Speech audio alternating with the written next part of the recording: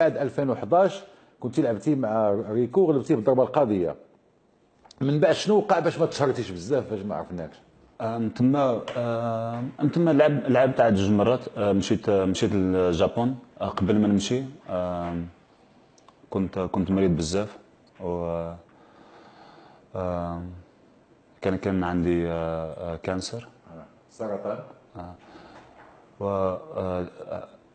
ورغم ذلك بقى عندك النفس باش تبقى لاعب.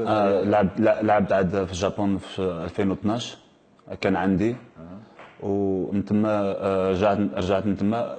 كنت مزيان تما. ربحت من ريمي بونياسكي، ربحت من ايرو زيمرمان، جبت نمبر 3 ان ذا وورلد.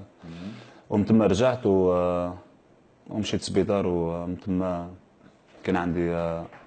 انت تظن جمال عشتي مع المراحل الاولى، يعني بعد الفوز على ريكو بالضربه القاضيه الكل كتتنبأ المستقبل احسن وذاك الوقت الشهره. عشتي مع هذا المرض، كيفاش كانوا العزيمه، يعني العزيمه باش يغلب المرض؟ هو كان فوقاش لعب مع ريكو، كان عنده 19 عام اللي كنظن انا. كان لعب تما اول مره، كان كيجي عندي للصاله الرياضه تما، كان يلاه مازال صغير عاد. هو ابن هولندا، خلق في هولندا. بلجيكا انفيرس، ولكن كيفاش بلجيكا ماشي بعيد من المدينه ديالنا حنايا. كان كيجي كيطريد عندنا في الصاله، وقال لي انا خصني نلعب ضد ريكو. هو كان مازال صغير، وكان معنا بدر بعدا، هو اللي قال لي صافي واخا نشوفوا واحد صاله في امستردام نلعب معاه وربح. ومن هذاك الوقت هو ولا بدر؟ لا، جمال ريكو طاحوا.